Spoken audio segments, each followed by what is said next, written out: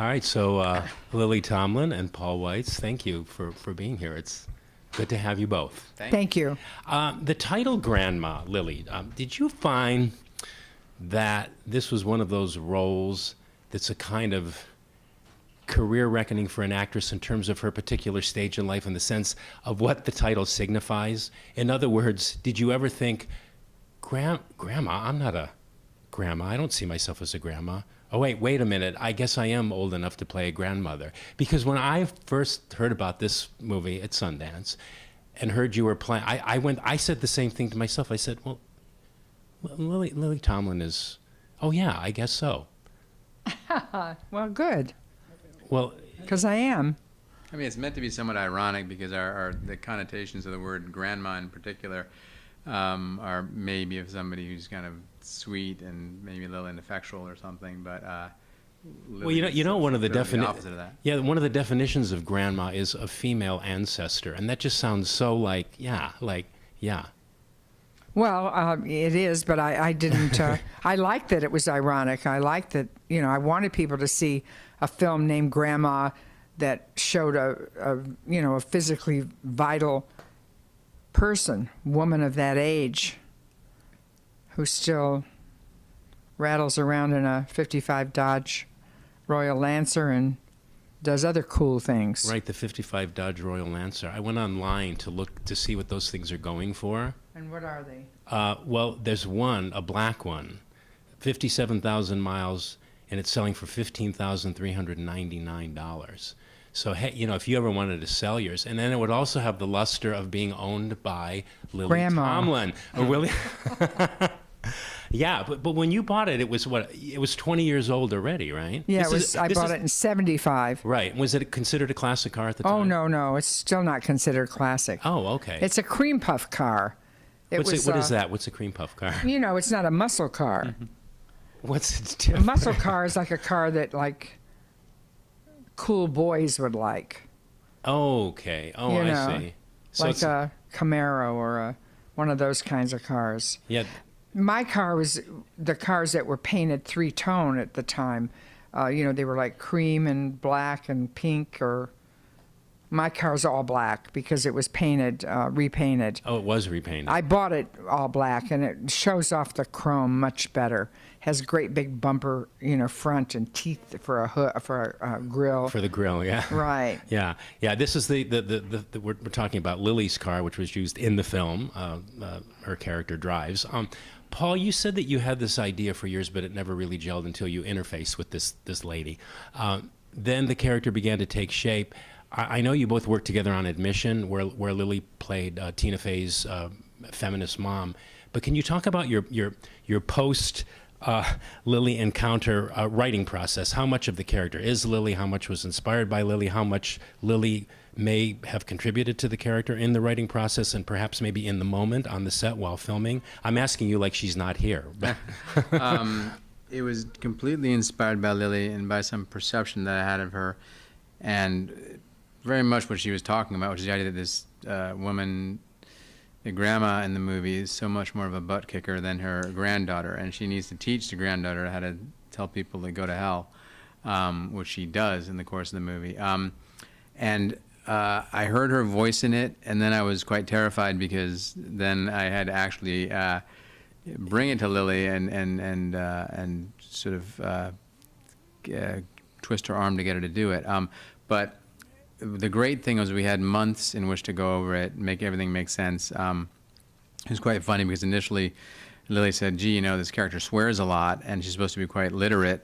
I'm not so sure about the language, so I assiduously cut swear words out of the script. You cut and that was one of the you'd never know. One of the well, because on set a large part of the improvisation was Lily putting more and more colorful swear words into it in the moment.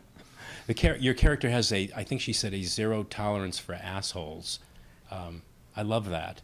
When the English film director Lindsay Anderson was alive, he was asked how he wanted his tombstone, his gravestone, to read, and you know what he said?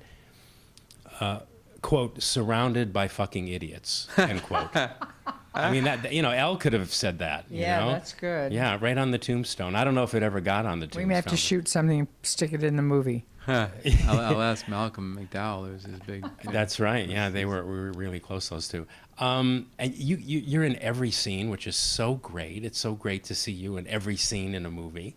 And there's all these lovely vignettes that Paul wrote, where you get to go, and where the audience is introduced to these very interesting characters. Can you talk about that? I mean, how did you shoot this? Was it in sequence? Was it? I know it was only like 18, 19 days, which is insane when you think of it. Yeah, it was 19 days. I don't, was it shot in sequence? No, well, a little bit. Sort of, yeah. The first thing we shot was the first scene in the movie, and to be honest, I tend to forget how to direct in between movies. So I felt like I was pedaling a tricycle trying to catch up to you and Judy. And then the last scene was pretty much the last scene of the movie. And the lovely thing was, we had these terrific people coming to join, like Laverne Cox, who plays this tattoo artist who's an old pal. Yeah, she was so great. Yeah, all the Paul's supporting cast is great. But go ahead. Yes, Sam Elliott as an old flame, who we are surprised to learn had lived with Lily's character for a couple of months and then been ditched by her in the middle of the night. But every couple of days there was like a new present to unwrap in terms of somebody for Lily to play off of, and it was really, that was a lovely shot in the arm every. And that ought to be great for you as an actress too. You got to like. Oh, it's fantastic to have great people. It's just wonderful, and everybody in the darn host film, they were all just over the top fabulous. The feminine mystique, the book by Betty Friedan, not the X-Men character, figures into this narrative. The book was, I don't know, Paul, did you want to say anything about it? It's widely credited with sparking the beginning of second wave feminism in the United States. Do you want to talk about how that informed the screenplay? Yeah, there's Lily's daughter, played by Marcia Gay Harden, is clearly some manifestation of feminism in that she is a corporate lawyer who's really thriving in a male-dominated world and has decided she's a single mom and is a formidable person. But Lily's granddaughter, Sage, is suffering from having zero knowledge of feminist history. So we use that kind of for humorous effect in certain cases. But I loved the idea of somebody who really needed to learn the lessons taught in feminism over the last 50 years and could be taught by her grandmother. Did you actually read the book, Lily? Oh, have I read it? Oh, Yes. yeah, I've read it. Yeah. You were around when all that was going on? Oh, I was indeed. Yes, you were. Relationships and aging. That's, I think, primarily what this movie is about. It's mostly about relationships. But, Lily, I wanted to ask you that you've reached a certain amount of years lived on this planet. Can you speak to the pleasures and the perils of aging? I'm not sure that I can, but I mean, I don't feel as though I'm 75, as old as I am. I think I'm much younger. I haven't had to slow down physically that I'm aware of. Probably if someone saw me when I was 20, they'd say, "Oh, you've slowed down plenty." But I wouldn't. I don't really compute that. I feel as though, in fact, in a scene in Grace and Frankie, the sitcom I do series, with, I won't call it a sitcom, the television show I do on Netflix with Jane Fonda, I go to be interviewed to teach art in this retirement home, and the guy who's showing me around, he mistakes me for an applicant to move in, and I just am horrified. And I'm supposed to be my age, and I say, do I look like someone who needs a bed with a motor?